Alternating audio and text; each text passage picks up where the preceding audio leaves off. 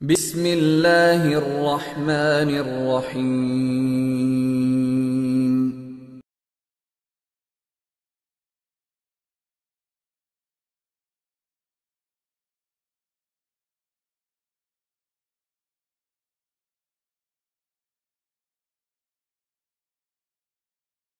صلیت علی ابراہیم وعلی آل ابراہیم انک حمید مجید۔ اللہم بارک علی محمد وعلی آل محمد کما بارکت علی ابراہیم وعلی آل ابراہیم انک حمید مجید۔ میرے نہایت واجب الاحترام بزرگوں، مسلک اہل سنت والجماعت سے تعلق رکھنے والے غیور نوجوان دوستوں اور بھائیوں، آج دارالعلوم لاہور میں منعقد محفل نعت میں دارالعلوم دیوبند کے متعلق میں نے کچھ معروضات آپ کی خدمت میں عرض کرنی ہے۔ اللہ رب العزت ہمیں دیوبندیت کو سمجھنے کی اور دیوبندی بن کر جینے کی توفیق عطا فرمائے۔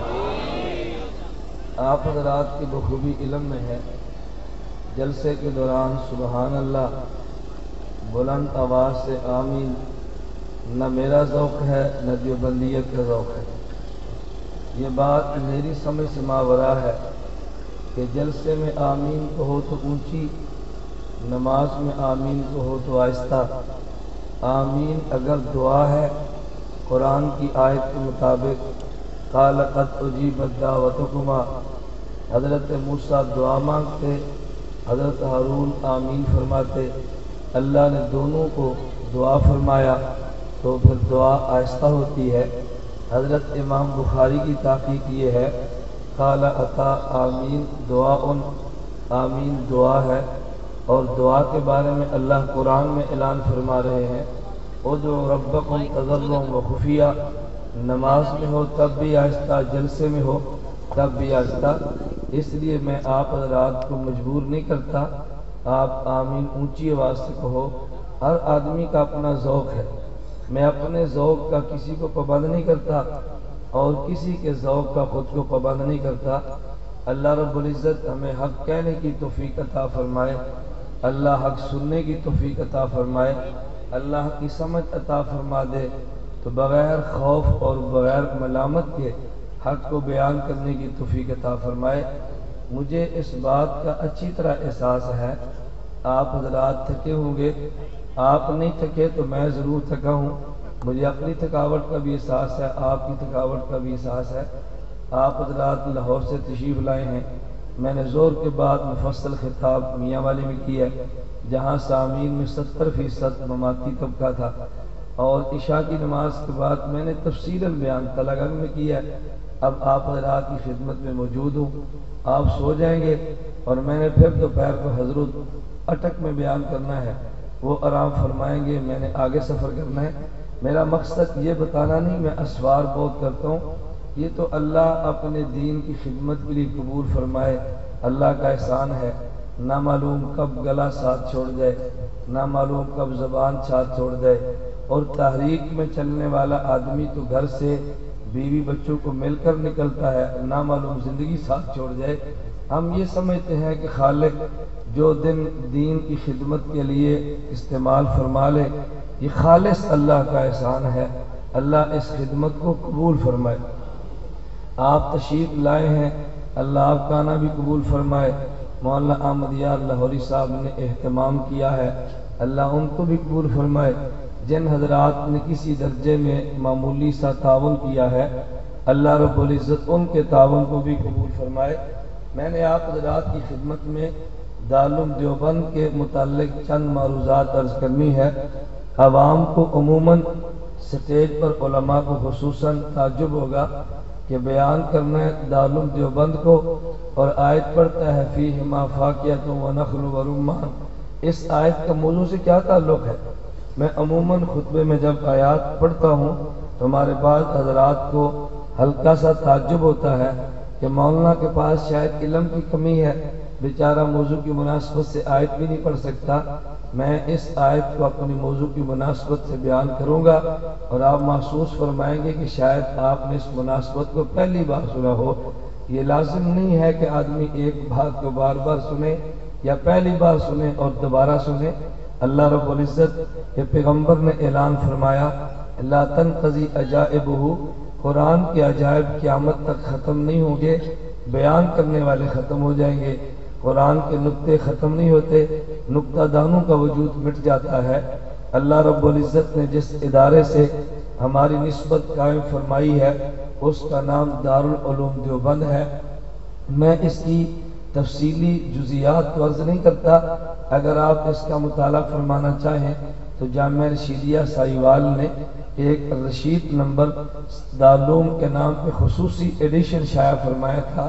میں طلبہ سے کہتا ہوں آپ اس کا مطالعہ ایک بار ضرور فرمائیں، اور اس میں بھی خصوصاً علامہ خالد محمود دامت برکاتہم کا مضمون، اس کا مطالعہ ضرور فرمائیں، اور اکابر کے مضامین بھی ہیں، ہر مضمون ہر شخص کے ذوق کے مطابق ہے۔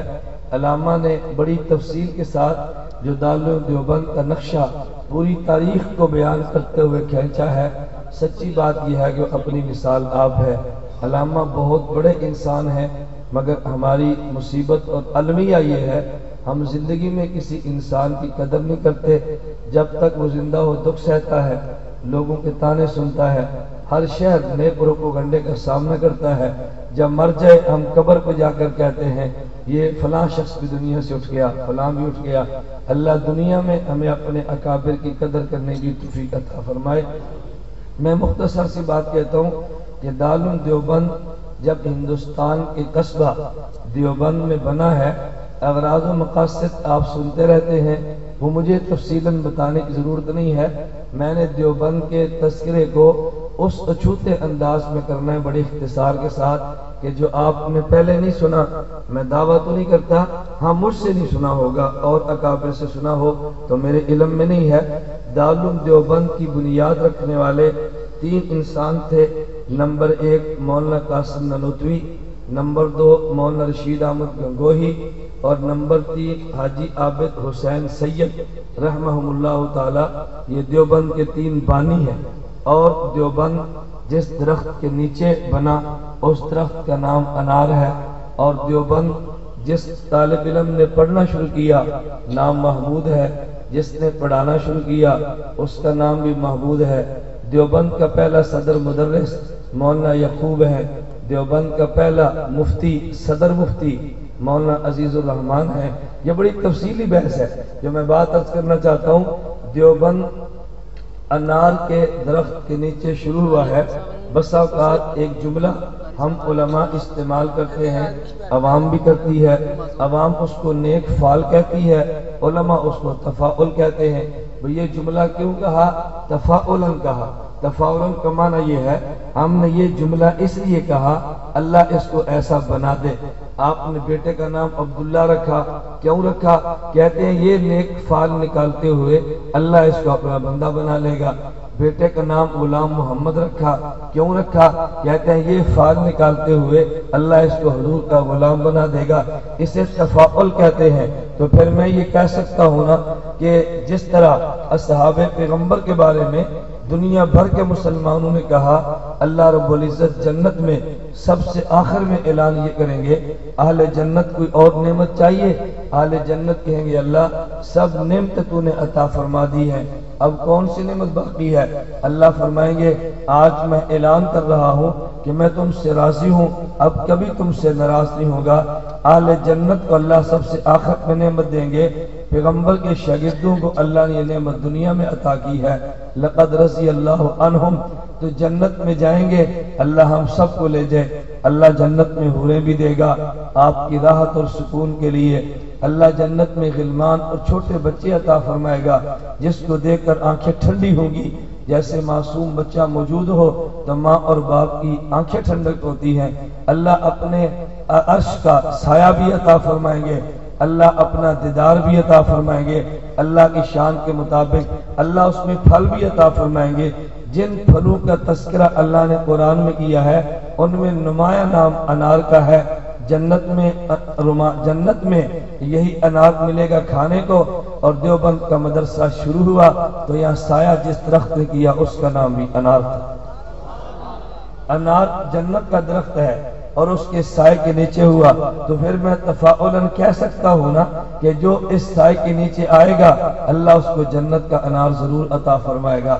میں بھی تو نیک فال نکال سکتا ہوں۔ حضرت پہلے مولانا قاسم نانوتوی رحمہ اللہ تعالی، اللہ کے پیغمبر نے فرمایا، صحیح بخاری کی حدیث ہے، انما انا قاسم واللہ موتی، انما انا قاسم واللہ یوتی، میرا اللہ عطا کرتا ہے اور میں اللہ کے عطا کردہ علوم کو تقسیم کرتا ہوں۔ ادھر بانی کا نام قاسم نانوتوی ہے جس نے دنیا میں علوم کو تقسیم کیا ہے۔ دوسرے شخص کا نام مولانا رشید احمد گنگوہی تھا۔ رشید کے بارے میں قرآن کہتا ہے، یہ بات سمجھ، حضرت لوط علیہ السلام کے گھر مہمان آئے۔ حضرت لوط کی قوم جو بد کردار تھی اور مسلمان نہیں تھی، حضرت لوط کے مہمانوں کو دیکھ کر حملہ آور ہونے لگے۔ اللہ کے پیغمبر حضرت لوط علیہ السلام نے اپنی قوم سے جملہ کہا، الیس منکم رجل رشید، کیا تم میں کوئی رشید موجود نہیں ہے، کوئی تم میں سمجھدار معلوم نہیں ہے؟ اگر فتنے آئے تو مقابلے کے لیے جس شخص کا نام آتا ہے اللہ اس کی صفت کو رشید کہتے ہیں۔ پھر میں یہ بات کہہ سکتا ہوں کہ بر صغیر میں جو دنیا بھر کے فتنے ابھر کر آئے اس کا مقابلہ جس شخص نے کیا اس کا نام رشید احمد گنگوہی تھا۔ حضرت لوط نے کہا تھا کوئی رشید مل جائے تو نبی کی حفاظت ہوتی ہے، تو دیوبند کو رشید ملا ہے تو پیغمبر کے علوم کی حفاظت ہوئی ہے۔ الیس منکم رجل رشید، یہاں مجھے ایک بات یاد آئی، علامہ جوزی نے لطائف علمیہ میں بڑی عجیب بات لکھی ہے۔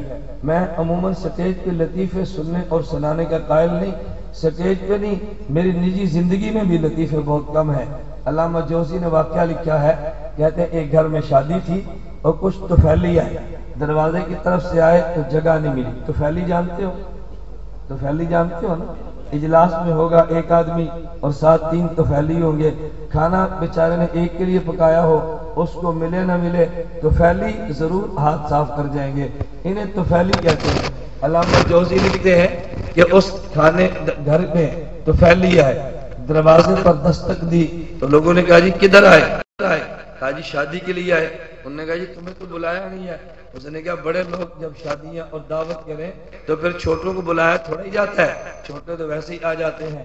دروازہ نہیں کھلا تو طفیلی واپس پھر بھی نہیں گیا، وہ پیچھے سے سیڑھی لگائی اور چھت پہ چڑھ گیا۔ اندر سے کسی نے آواز دی تمہیں شرم کرنا چاہیے، ادھر کھانا نہیں ہے، ادھر مستورات رہتی ہیں۔ طفیلی نے جواب دیا تم جانتے ہو ما لنا فی بناتک من حق وانک لتعلم ما نرید۔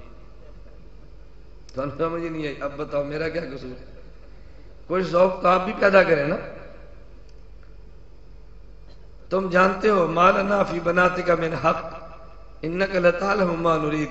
حضرت لوط علیہ السلام کے گھر میں جب یہ بد کردار آئے تھے نا تو لوط علیہ السلام نے فرمایا یہ بیٹیاں ہیں، یہ بد کرداری، یہ لونڈے بازی، یہ گندے اور غلیظ کام، اس پہ لعنت بھیجو، توبہ کرو۔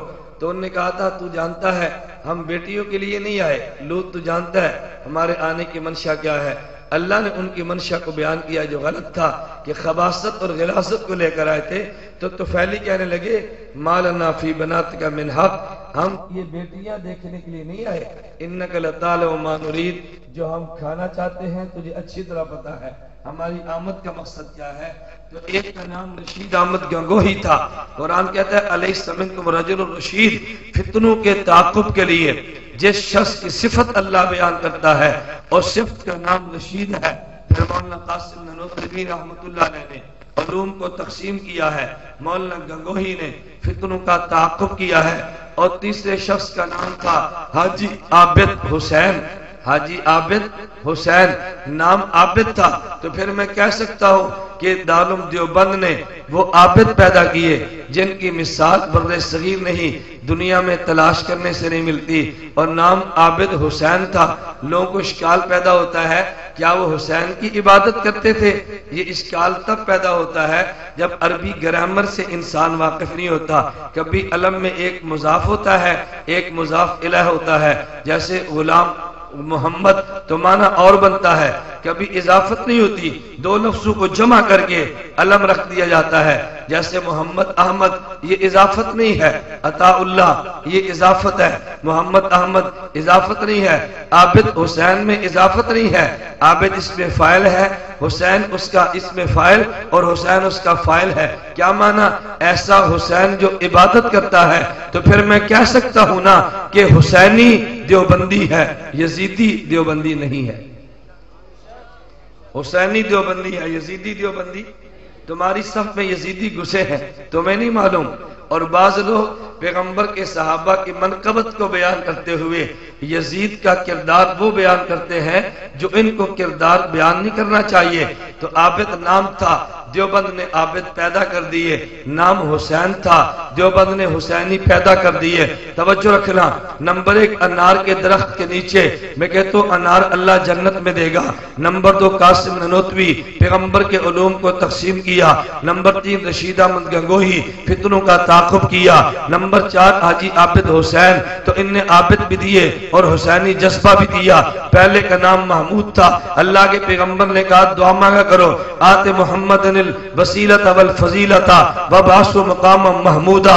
حشر کے دن مقامات ہوں گے، لیکن جو سب سے اعلیٰ مقام ہوگا اس مقام کا نام محمود ہے۔ پھر میں بھی کہہ سکتا ہوں برد صغیر میں علماء تو بڑے آئے ہیں، مگر جو سب سے بڑا عالم تھا اس عالم کا نام محمود تھا، شاگرد بھی محمود تھا، استاد بھی محمود تھا۔ محمود تو حمد سے بنا ہے، تو جس طرح اللہ نے پیغمبر کے لیے مقام محمود کا انتخاب کیا، اللہ نے دارالعلوم دیوبند کے لیے استاد اور شاگرد بھی محمود کا انتخاب کیا ہے۔ تو رب نے محمود وہ دیا کہ جس کے دنیا میں ڈنکے بجے، رب نے گنگوہی وہ دیا دنیا نے اس کے علم کو مانا، اللہ نے قاسم نانوتوی وہ دیا کہ جس کے علم کو دنیا نے تسلیم کیا، میرا رب نے حاجی عابد وہ دیا جو علم اور تقوی اور ورع کا پہاڑ تھا۔ یہ دارالعلوم دیوبند بنا ہے۔ پھر دیوبندیت نے جو دارالعلوم دیوبند میں چھوٹا سا بوٹا لگا، یہ دیکھنے میں انار کا درخت تھا، پڑھانے والا ایک شخص تھا اور پڑھنے والا ایک شخص تھا، دیکھنے میں لوگ تھوڑے تھے، لیکن چونکہ مشن بڑا تھا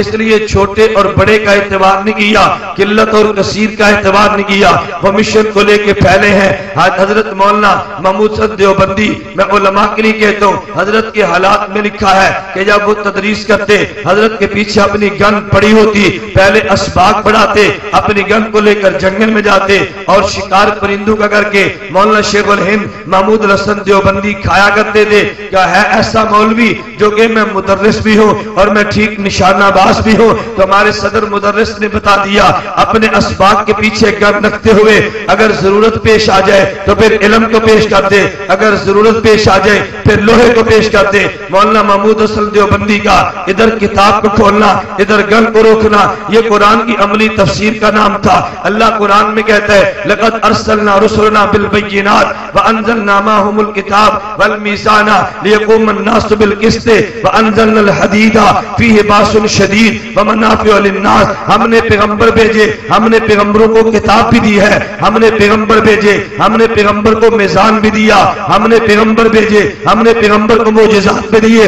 لیکن کوئی کافر وہ ہوگا جو معجزات دیکھ کر نہیں مانتا، کوئی کافر وہ ہوگا جو کتاب کے دلیل کو دیکھ کر نہیں مانتا، کوئی کافر وہ ہوگا جو عدل کو دیکھ کر بھی نہیں مانتا۔ کہ میرے پیغمبر قرآن کو پیش کرنا، اگر نہ مانے پریشان نہیں ہونا، میں نے پیغمبر تجھے لوہا بھی دیا، وَأَنزَلْنَا الْحَدِيدَ فِيهِ بَأْسٌ شَدِيدٌ وَمَنَافِعُ لِلنَّاسِ۔ میرے پیغمبر کتاب بھی پیش کرنا، میرے پیغمبر معجزات بھی پیش کرنا، میں نے اضافی چیز تجھے لوہا بھی دیا ہے۔ علماء تو جانتے ہیں یہ لوہا زمین سے پیدا ہوا ہے، یہ لوہا آسمان سے نہیں اترا، زمین سے پیدا ہوا، اور جو چیز زمین سے پیدا ہو اس کی لفظ انزلنا نہیں کہتے، اس کے لیے انشانا کہتے ہیں۔ جو زمین سے پیدا ہو لفظ انزلنا نہیں کہتے، لفظ خلقنا کہتے ہیں۔ اللہ کو فرمانا چاہیے تھا لقد ارسلنا رسلنا، ہم نے رسول بھیجے ہیں، پیغمبر ہم نے کتاب اتاری ہے، وانشلنا الحدید من الارض، ہم نے زمین سے لوہا پیدا کیا ہے۔ رب نے یوں نہیں کہا، فرمایا انزلنا الحدید، ہم نے پیغمبر کو بھیجا، ہم نے کتاب کو اتارا، وانشانا نہیں وانزلنا، ہم نے لوہا اتارا۔ اللہ لوہا اترا نہیں ہے، لوہا پیدا ہوا، تو نے اتارنا کیوں فرمایا؟ مفسرین کہتے ہیں اس لیے کہ لوہے کا اصل فائدہ تب ہوگا جب لوہے کو یوں سمجھ جیسے تو نے قرآن کو سمجھا ہے۔ جو کام تو نے قرآن سے لیا وہ کام لوہے سے لے گا، انقلاب آ جائے گا۔ اگر قرآن کو لے کے لوہے کو چھوڑے گا انقلاب نہیں ہوگا۔ پھر اس دیوبندیت کے صدر علامہ محمود الحسن دیوبندی نے آگے کتاب رکھی ہے، پیچھے بندوق رکھی ہے۔ پھر دیوبندی کو چاہیے نا دونوں کی قدر کرے، دیوبندی کو چاہیے کہ دونوں کی قدر کرے، جہاد کی بات بھی کرے، دیوبندی کو چاہیے یہ جہاد کے ساتھ درس و تدریس کی بات بھی کرے۔ اس کو دونوں چیزوں کا خیال کرنا چاہیے تھا۔ یہ شیخ الہند مولانا محمود حسن دیوبندی، اس نے شاگرد پیدا کیے ہیں، شاگرد کا نام حسین احمد ہے، شاگرد پیدا کیے، نام اشرف علی تھانوی ہے، شاگرد پیدا کیے، نام محمد الیاس دہلوی ہے، شاگرد پیدا کیے، نام مفتی کفایت اللہ ہے، یہ شاگرد پیدا کیے، نام انور شاہ کشمیری ہے، شاگرد پیدا کیے، نام عبید اللہ سندھی ہے، یہ علامہ نے شاگرد پیدا کیے، اور نام شبیر احمد عثمانی ہے۔ میرے دوستو کبھی تم نے غور کیا؟ میں کہ تم دارالعلوم دیوبند کو سمجھو نا، حضرت علامہ محمود حسن دیوبندی نے ایک شاگرد کو بنایا جس کا نام اشرف علی تھانوی تھا۔ وہ خانقاہ میں بیٹھا تو دنیا میں ہزاروں قلوب کو منور کر دیا۔ ایک شاگرد پیدا کیا، نام عبید اللہ سندھی تھا، ماسکو تک پہنچا اور روس کو بتا دیا جو فلسفہ دیوبندی جانتا ہے وہ روسیوں تم بھی نہیں جانتے۔ شاگرد حسین احمد پیدا کیا، برطانیہ کی طاقت وہاں سے چلی ہے، اس نے لوہے کے چنے چپا دیے ہیں۔ شاگرد پیدا کیا، نام علامہ انور شاہ کشمیری تھا، وہ دیوبند حدیث کا امام بنا ہے۔ شاگرد پیدا کیا، نام شبیر احمد عثمانی تھا، وہ تفسیر کا امام بنا ہے۔ ارے شاگرد پیدا کیے، نام الیاس دہلوی تھا، تبلیغی جماعت کو دنیا میں لے کے پوری دنیا میں پھیلا دیا ہے۔ پھر میں کہنا چاہتا ہوں اگر شیخ الہند کا ایک شاگرد میدان سیاست میں نکلا ہے تو سیاست تیری ہے، اگر ایک شاگرد خانقاہ میں نکلا ہے تو خانقاہ تیری ہے، اگر ایک شاگرد انگریز کے خلاف نکلا ہے تو کفر کے خلاف لڑنا یہ وراثت تیری ہے۔ اگر ایک اٹھا ہے کہ رات دادے پاکستان پیش کرتے ہوئے ریفرنڈم کرا کے پاکستان کے لیے فضا ہموار کی ہے، پھر ہموار کرنا یہ مشن تیرا ہے۔ شیخ الہند دیوبند نے یہ بتا دیا کہ دیوبندیوں تم یاد رکھنا، سیاست والا یہ نہ کہے میں مذہب کی جنگ نہیں لڑتا، مذہب والا یہ نہ کہے میں سیاست کی بات نہیں کرتا، سیاست والا یہ نہ کہے میں خانقاہ کا صوفی نہیں ہوں، خانقاہ کا صوفی یہ نہ کہے میں میدان کا مجاہد نہیں ہوں، میدان کا مجاہد یہ نہ کہے ووٹ دینا میرا کام نہیں ہے۔ نہیں نہیں، کفر اصل والے کے لے آ جائے پھر شیخ الہند کا شاگرد بن کے میدان جہاد میں کود پڑ۔ اگر کفر انتخاب کی بات کرے شیخ الہند کا شاگرد بن کے اپنے ایم این اے اسمبلی میں بھیج دے۔ اگر کفر بات کرے تو تیری خانقاہ کو توڑنے کے لیے اشرف علی تھانوی کا نمونہ موجود ہے۔ اگر دیوبندی ہوگا خانقاہ کی بات کرے گا، اگر دیوبندی ہوگا سیاست کی بات کرے گا، اگر دیوبندی ہوگا جہاد کی بات کرے گا، اگر دیوبندی ہوگا تدریس کی بات کرے گا۔ ان کو توڑنا دیوبندیت نہیں ہے، ان کو جوڑنا دیوبندیت۔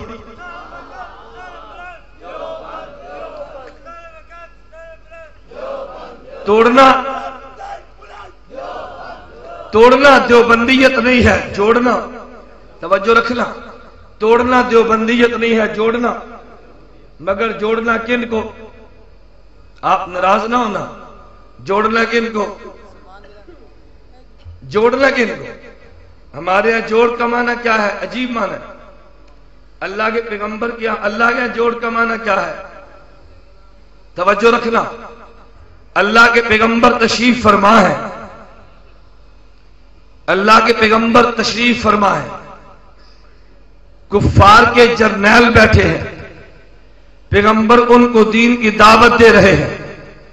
نبی نے صحابی عبداللہ بن ام مکتوم رضی اللہ عنہ آئے، حضور نے خاص توجہ نہیں دی۔ توجہ نہ دینے کا مقصد کیا تھا؟ یہ نہیں، نبی نے صحابی سے پیار نہیں تھا، حضور پاک نے اجتہاد فرمایا یہ تو میرے گھر کا ہے، یہ تو کبھی کبھی آتے ہیں، یہ آج آئے ہیں شاید آئندہ نہ آئے۔ اللہ نے فرمایا نہیں، توجہ رکھنا، عبسا وتولا ان جاءہ الاعمی، میرے پیغمبر یہ جو پاس ہے یہ اپنا ہے، وہ جو آئے ہیں وہ غیر ہے۔ میرے نبی پہلے اپنوں کی بات کرنی ہے پھر غیروں کی بات کرنی ہے۔ ہمارے جوڑ کمانا غیر نہ ٹوٹے اپنا ٹوٹ جائے، یہ جوڑ نہیں ہے۔ جوڑ کمانا اپنوں کو لے کر چل، کس کو لے کر چل؟ اپنوں کو۔ آج لوگ سٹیج سجاتے ہیں، میں بڑی عمومی سی بات کہتا ہوں، ناراض نہ ہونا، سٹیج سجاتے ہیں، کہیں گے جی اپنا فلاں کو بلاؤ، نہیں بلاتے۔ کیوں نہیں بلاتے؟ توجہ رکھنا، میں کھلی بات نہیں کہتا، میرے اکابر بھی ہیں، میرے بڑے بھی ہیں، آپ بھی مجھ سے بڑے ہیں، میں کسی کے خلاف زبان درازی کرنے کی ہمت نہیں رکھتا، میں بڑی جھجک کر بات کہتا ہوں۔ بات اس لیے کہتا ہوں اللہ کرے ہماری آئندہ نسل کو بات سمجھ آئے، اور کم از کم ہم تو سمجھے نا۔ سٹیج سجا ہے، ایک ساتھی کہتے ہیں جی مولانا الیاس گھمن کو بلاؤ، نہیں بلانا۔ کیوں؟ کہتا ہے بھی ہمارے سٹیج پر مماتی بھی آتے ہیں، وہ ان کے خلاف بولتا ہے، ہم نے سب کو لے کر چلنا ہے۔ بھئی ان کو لے کر چلنا ہے تو حیاتیوں کو لے کر نہیں چلنا، یہ بھی تو اپنے ہیں نا، یہ اپنے نہیں ہیں۔ ان کی رعایت کی ہے کہ دو نہ ٹوٹ جائے، 98 کی رعایت نہیں ہے کہیں یہ نہ ٹوٹ جائے، کیا نہیں، ہم نے لے کر چلنا ہے۔ سٹیج سج گیا، یہ کون آ گیا؟ ایک جرافسی آ گیا۔ بھائی مولانا علی شیر حیدری کو کیوں نہیں بلاتے؟ ہم نے سب کو لے کر چلنا ہے۔ بھائی سب کو لے کر چلنا ہے تو سب میں اگر دو ہیں تو سب میں 98 بھی ہے نا، نہیں سمجھے؟ سب میں 98 ہے نا، پہلے 98 کی بات کر بابا، پھر 2 کی بات کر۔ یہ عجیب بات ہے، میں عرض کرتا ہوں میں سب کی بات کہتا ہوں، وہ جلسہ نموسے صحابہ پر ہے، میں تجربے کی بات کہتا ہوں۔ کوئی ساتھی کہتا ہے جی مولانا کو بلاؤ، کہتے ہیں نہیں، چونکہ ہم نے تحفظ نموسے صحابہ کی جگہ لڑنی ہے، ہم نے اہل حدیثوں کو لے کر چلنا ہے۔ مولانا گھمڑ ان کے خلاف بولتا ہے، وہ تمہارا ساتھ نہیں دیں گے، یہ ساتھ دے گا، وہ نہیں دیں گے، یہ ایسے ہے یا نہیں؟ وہ نہیں دیں گے، مفادات کی بات کریں گے۔ میں خدا کی قسم اٹھا کر کہتا ہوں، میں نے تاریخ چلائی ہے، میں نام نہیں لے کر کہتا، مجھے کسی نے کہا مولانا غیر مقلدیت کے خلاف جنگ ہے، مماتی کو لے لو۔ میں نے کہا یار حیاتی اکٹھے ہو جائے کسی کی حاجت ہی نہیں ہے، یہ بات غلط ہے، ٹھیک ہے؟ کیوں میں یہ بات کیوں کہتا ہوں؟ ہمارے اکابر نے شیعت کو ساتھ ملا کے تحفظ ختم نبوت کی جنگ لڑی ہے، وہ وقت کی ضرورت تھی، ساتھ ملایا۔ آج لوگوں نے کہا اگر یہ ٹھیک نہیں تھا تو انہوں نے ساتھ کیوں ملایا؟ میں اپنے کھاتے میں یہ تانا نہیں رکھ سکتا، اگر یہ غلط تھا تو ساتھ ان نے کیوں ملایا؟ میں کہتا ہوں اتنے ساتھ ملاؤ جو کھرے اور سچے ہیں، تھوڑے ہو جائے تب بھی کافی ہیں، اور یہ تو تھوڑے نہیں زیادہ ہیں، ہم تھوڑے نہیں، ہم تو زیادہ ہیں۔ میں عرض کر رہا ہوں، میں تو بڑی کھلی سی بات کرتا ہوں، میں دیوبندیت کی بات کرتا ہوں نہیں۔ میرے دوستو مجھے ایک واقعہ یاد آیا، مولانا فاروقی شہید رحمت اللہ علیہ زندہ تھے، اب بھی زندہ ہے، اب بھی زندہ ہے۔ فرق کیا تھا؟ پہلے یہاں زندہ تھے، اب وہاں زندہ ہے۔ زندہ تو اب بھی ہیں، ہم نے اس وقت کی بھی زندہ مانا، ہم نے ہم اب بھی زندہ مانتے ہیں۔ اس جہان میں زندہ تھے، سمندری شاف معاشر صلی اللہ علیہ وسلم سالانہ کانفرنس تھی، میں مشکات میں پڑھتا تھا، درجہ موقوف علیہ میں جلسہ سننے کے لیے آئے۔ مولانا فاروقی شہید سٹیج پہ بیٹھے، بشیر گولڑوی سٹیج پہ بیٹھا ہے۔ بشیر گولڑوی نے تقریر کی اور تقریر کے دوران کہتا ہے آج بریلوی بشیر گولڑوی کو تانا دیتے ہیں، تو سپاہ صحابہ کے ساتھ مل گیا ہے، تو بریلوی نہیں ہے۔ کہتا ہے بریلوی ہو، میں نے سپاہ کو دیا نہیں ہے، میں نے بہت کچھ لیا ہے، میں تمہیں کیسے سمجھاؤں؟ آج مولانا فاروقی نے کہا یوم صدیق اکبر مناؤ، میں نے کہا گولڑوی ساتھ ہے، کیا یوم عمر میں لاؤ؟ میں نے کہا گولڈوی ساتھ ہے۔ کیا یوم عثمان میں لاؤ؟ میں نے کہا ہم ساتھ ہیں۔ کیا یوم علی میں لاؤ؟ میں نے کہا ساتھ ہیں۔ ربیع الاول کا جلوس آئے گا، میں نے کہا فاروقی آنا، یہ کہتے میں نہیں آتا، کہتا ہوں میں نے تمہارے رستہ ہموار کیا ہے، میں نے لیا ہے، بریلوی ہو دیا کچھ نہیں ہے۔ اب بتاؤ سٹیج پہ سامنے کہتا ہے میں نے لیا ہے، میں نے دیا کچھ نہیں ہے۔ ہم خوش ہیں، دو بریلوی ساتھ ملا لیے، ہم خوش ہیں۔ بریلوی کون ہے؟ وہ کہتے دیوبندی کافر اور مشرک ہے، ہم کہتے ہیں نہیں بھی ان کو لے کر چلنا ہے۔ غیر مقلد کہتا ہے نہیں علماء دیوبند کے اکابر فلاں فلاں مشرک تھے، ہم نے کہا نہیں لے کر چلنا ہے۔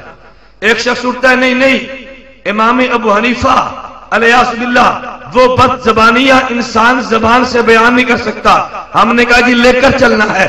ایک آدمی کہتے ہیں پیغمبر کے صحابہ پیغمبر کے جانے کے بعد مومن نہیں تھے، ہم نے کہا لے کر چلنا ہے۔ ایک کہتا ہے مومن تو تھے حجت نہیں تھے، ہم نے کہا لے کر چلنا ہے۔ میں کہتا ہوں نہیں جمعیت ہماری ہے، تبلیغی جماعت ہماری ہے، ختم نبوت ہماری ہے، سپاہ ہماری ہے، مجاہدین ہمارے ہیں، ہمارے ہیں، جو ہمارے نہیں ہیں وہ ہمارے نہیں ہیں، ہم نے اپنوں کو لے کر چلنا ہے، یہ جوڑ ہے، غیروں کو ٹھکرا کر چلنا ہے، اسی کا نام جوڑ ہے، یہ توڑ نہیں ہے یہ جوڑ ہے۔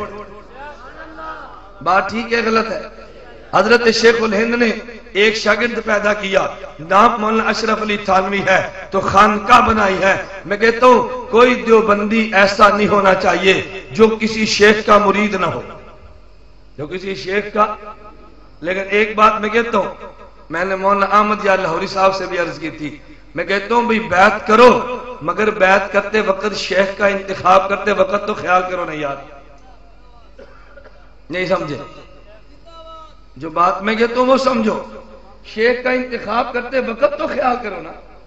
جب تم نے تھوڑے دن بعد مسائل پیدا ہونے ہیں، بابا شیخ بنایا جاتا ہے تزکیہ قلب کے لیے، شیخ بنایا جاتا ہے روحانیت کے لیے، شیخ بنایا جاتا ہے اندر کے قلوب کو صاف کرنے کے لیے، شیخ تو بنایا جاتا ہے نا۔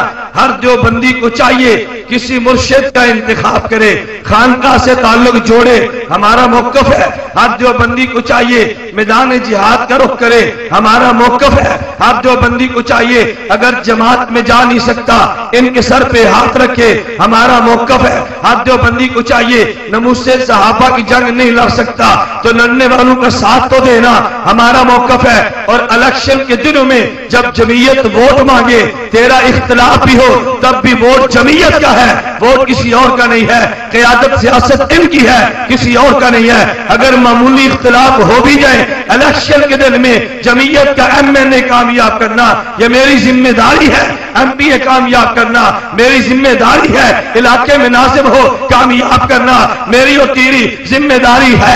اگر معمولی اختلاف ہو گیا یہ گھر کی بات ہے، مگر غیر آئے گا پھر علی کی سنت کو زندہ کر دے، حضرت معاویہ کی سنت کو زندہ کر دے۔ علی اور معاویہ رضی اللہ عنہ میں معمولی جھگڑا موجود تھا، اختلافات موجود تھے، لیکن جب رومی کافر بولا ہے، جب کافر نے کہا ہم معاویہ تیرا ساتھ دے کے علی کے خلاف لڑتے ہیں، کہا نہیں رومی کتے زبان بند کر لے، اگر علی کے خلاف تو آیا تو علی کے، اگر ان کے خلاف تو آیا ان کی حق میں لڑنے والا سب سے پہلا سپاہی یہ معاویہ ہوگا۔ بامی اختلاف ضرور ہے لیکن الیکشن آ جائے پھر ووٹ جمعیت کا ہے، پھر ووٹ کس کا ہے؟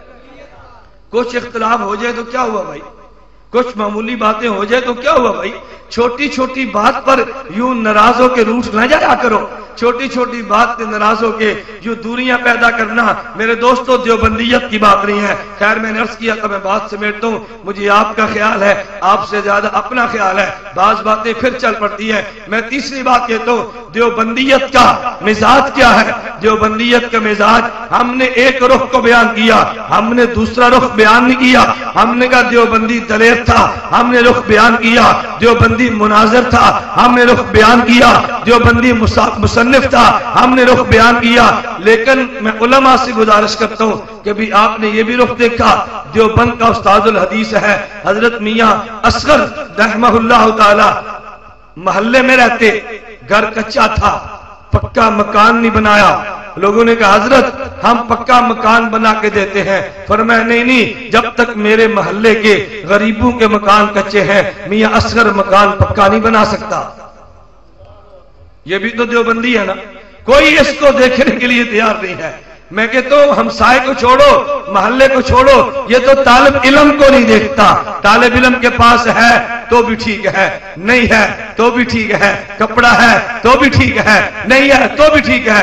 حضرت حسین احمد مدنی رحمہ اللہ ہمارے استاد حضرت شیخ پوری نے سنایا کہ حضرت مدنی رحمہ اللہ شاگرد کلاس میں آیا، پڑھنے لگا، کچھ دنوں بعد کہا حضرت میں دیوبند میں نہیں رہ سکتا۔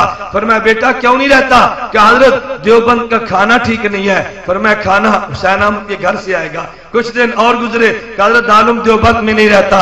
فرمایا کیوں نہیں رہتا؟ کہا جی فلاں استاد کا سبق سمجھ نہیں آتا۔ فرمایا حسین احمد پڑھائے گا، تو دیوبند کو چھوڑ کر تو نہ جانا۔ کچھ دن اور گزرے، وہ ضدی تھا، کہتے حضرت دل نہیں لگتا۔ فرمایا کیوں نہیں لگتا؟ بڑی عجیب اس نے بات کی، کہتے دیوبند کی گلیاں ٹیڑھی ہیں، دل نہیں لگتا۔ مولانا مدنی فرماتے ہیں خدا کی قسم میرے بس میں نہیں ہے، میرے بس میں ہوتا تیرے ایک کے لیے گلیاں بھی سیدھی کر دیتا۔ طلبہ کے لیے پر بچھانا یہ بھی تو دیوبندیت ہے نا، اللہ کے دین کے لیے گھر سے نکلنے والوں کے لیے پر بچھا دینا یہ بھی دیوبندیت ہے۔ اتنا بہت پیدا کر دینا کہ مسکین طالب بڑے تک نہ پہنچے، یہ دیوبندیت نہیں ہے۔ حضرت مدنی رحمت اللہ علیہ رات کو لیتے ہیں، آرام فرما رہے ہیں، حضرت مدنی اٹھے قضاء حاجت کے لیے۔ مہمان نے پوچھا، مہمان سویا ہوا تھا، جو ہی آنکھ کھلی کہا جب اٹھ کے جانے لگے، کہا تو جا رہا ہے؟ وہ حکے کا شوقین تھا، حکا پیتا، کہتا ہے میرا حکا تو گرم کر دو۔ مولانا مدنی گئے، آگ جلائی، اس کے حکے کو گرم کیا، لا کے رکھ دیا، وہ لیٹا، حضرت پاؤں دبانے لگے، آنکھ کھلی، حسین احمد کہ حضرت آپ؟ فرمایا تم مہمان ہو، میں میزبان ہوں، میزبان حسین احمد بھی ہو تو تب بھی کام پاؤں دبانا ہے۔ دیوبندی بنو نا، یہ دیوبندیت کے مزاج میں شامل ہے۔ آج کوئی ہے اس پر درس پہ عمل کرنے کے لیے؟ عبد الماجد دریابادی مولانا مدنی کے پاس ہے، جس کے علم کا غلغلہ تھا، لوگوں کا جی چاہتا ہے یہ میرا مرید بنے، یہ میرا مرید بنے، یہ میرا مرید بنے۔ عبد الماجد دریابادی ہے، مولانا مدنی سے کہا حضرت مجھے بیعت کر لو۔ مولانا مدنی فرمان لگے کاہے کی بیعت؟ انہوں نے کہا اصلاح چاہتا ہوں۔ فرمایا اصلاح کروانی ہے پھر تھانہ بھون جاؤ۔ آپس میں سیاسی اختلاف ہے، آپس میں سیاسی اختلاف ہے۔ مولانا مدنی فرمان لگے تھانہ بھون میں جا، تجھے نہیں وہ کرتے بیعت تو میں حضرت تھانوی کو لکھوں گا، اصلاح کروانی ہے وہاں جا، تاریخ میں جنگ لڑنی ہے۔ پھر حسین احمد موجود ہے، وہاں گئے، بیعت ہو گئے۔ جب ملنے کے لیے آئے حضرت مدنی اسٹیشن پہ پہنچے، سامان اٹھایا، گھر لے گئے۔ مولانا عبد الماجد دریابادی جب بھی آتے مولانا مدنی سامان خود اٹھاتے۔ مدنی مولانا عبد الماجد دریابادی نے کہا حضرت سامان نہ اٹھاؤ، مجھے شرم آتی ہے۔ فرمایا نہیں نہیں تم مہمان ہو، حسین احمد میزبان ہے۔ واپس جا کے حکیم الامت تھانوی سے عرض کیا حضرت دیوبند جاتا ہوں، بڑی شرم آتی ہے، حضرت مدنی میرا سامان اٹھاتے ہیں۔ میں کہتا ہوں آؤ، آج جو ہے استاد آنے والے مہمان کے سامان خود اٹھائے، بہت اکرام کیا۔ شاگرد کو کہہ دیں گے اٹھا، استاد خود نہیں اٹھاتا۔ حسین مدنی نے سامان اٹھایا، حضرت تھانوی سے بات کی ہے، تھانوی نے عجیب بات کی۔ فرمایا عبد الماجد حسین احمد سامان اٹھائے نا تو روکنا نہیں ہے، کیوں؟ خدمت حضرت کی طبیعت ہے، تو نہیں کروائے گا حضرت کو دکھ ہوگا، تو نہیں کروائے گا حضرت کو دکھ ہوگا۔ حسین احمد مدنی رحمہ اللہ کا ذوق اور ہے، مولانا اشرف علی تھانوی کا ذوق اور ہے۔ حضرت مدنی آئے ہیں مولانا اشرف علی تھانوی کی خانقاہ میں، حضرت باہر لیتے ہیں، حضرت تھانوی آئے، کون ہے جی؟ اٹھایا تو حسین احمد۔ فرمایا مولانا حسین احمد یہ کیا تم خانقاہ کے باہر لیٹ گئے، کنڈا کیوں نہیں کھلوایا؟ کوئی دنیا میں اتنا بڑا لیڈر یوں کر سکتا ہے؟ بتاؤ کوئی اتنا بڑا لیڈر یوں کر سکتا ہے؟ اس نے کہا حضرت تمہاری خانقاہ کا اصول ہے اتنے بجے رات کو دروازہ بند ہوتا ہے پھر نہیں کھلتا، تو میں خانقاہ کے اصول کو توڑ تو نہیں نہ سکتا۔ حضرت تھانوی نے کہا مولانا یہ اصول سب کے لیے نہیں ہوتے، یہ تو سالکین کے لیے ہوتے ہیں۔ حضرت مدنی رحمہ اللہ بات گئی، حضرت اندر لے گئے، فجر کی نماز کا وقت تھا۔ مولانا حضرت تھانوی فرمانے لگے حضرت مولانا حسین احمد مصلی پہ آؤ، نماز پڑھاؤ۔ اور یوں سیاسی مخالف کو مصلی پہ کھڑا کرتا ہے، مصلی پہ کھڑا کرنے لگے۔ حضرت مدنی فرمایا حضرت میں نماز نہیں پڑھاتا، क्यों? हम में कोई हो, हम शुक्र करते हैं कि आज मुझे मुसल्ले पे खड़ा करें ताकि मेरे फला मुखालिफ को पता चले मेरी इस इदारे में कितनी कदर है। हज़रत मदनी ने कहा मैं नहीं पढ़ाता, पर मैं हजरत क्यों नहीं पढ़ाते? उन्होंने कहा आपकी खानकाह और इदारे में बास लोग वो हैं जो मुझे अच्छा नहीं समझते। मुक्तदी इमाम को अच्छा न समझे, इमाम को इमामत नहीं करानी चाहिए। मदनी फरमाया, हजरत फरमाने लगे कोई अच्छा समझे न समझे, मैं जो कहता हूं हुसैन अहमद जमात करा। मदनी ने जमात कराई, मौलाना थानवी खड़े हुए, जमात सलाम के बाद फरमाया लोगो तुम अपनी बात करते हो, मैं थानवी अपनी बात करता हूं। मैं आज अल्लाह की जात पे भरोसा करके कहता हूं हजरत हुसैन अहमद मदनी की नमाज इतनी कामिल है, मुझे अल्लाह की जात पे वसूक है आज की नमाज की बरकत से मेरी गुज़श्ता सारी नमाज रब ने कबूल कर ली। देवबंदियत है ना, मैं अर्ज करता हूं मैं देवबंदियत के वो रुख लेता हूं जिस रुख को बयान तो हम कर लेते हैं, अमल के लिए तैयार नहीं होते। दुआ करो अल्लाह इस दारुल उलूम को भी दारुल देवबंद का अल्लाह आईना बना दे, अल्लाह इस दारुल को भी दारुल देवबंद का अक्स बना दे। अल्लाह के दरबार में तो कमी नहीं है, खालिक की रहमत में कमी नहीं है। अल्लाह मुझे भी देवबंदी बनाए तो कामिल बनाए, अल्लाह आपको भी देवबंदी बनाए तो कामिल बनाए। व आखिरु दावाना अनिल हम्दुलिल्लाहि रब्बिल आलमीन।